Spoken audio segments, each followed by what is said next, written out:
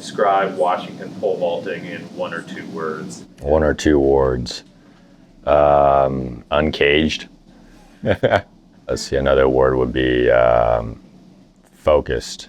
We're a pretty crazy group of people, but we have a clear goal in mind that we want to achieve.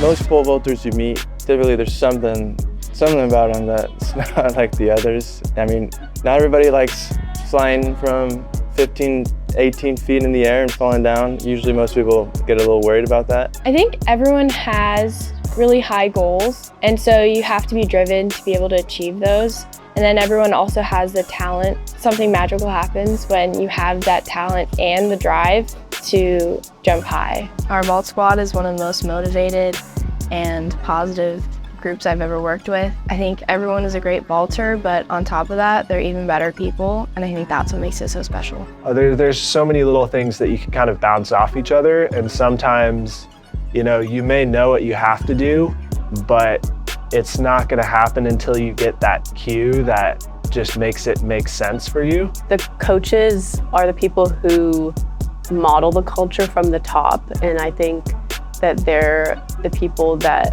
demonstrate what type of attitudes we should be having and what type of work we should be putting in out and what they expect from us.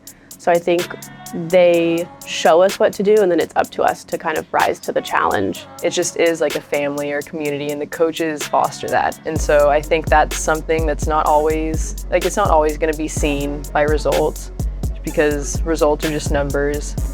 And it probably isn't always going to be seen just through pictures and videos of people jumping. But I think if anyone could just see us in a day-to-day scenario, come into one of our practices, they would be able to see that. When you get to a certain level, PRs become less frequent, and it really takes a small thing to make a really big difference.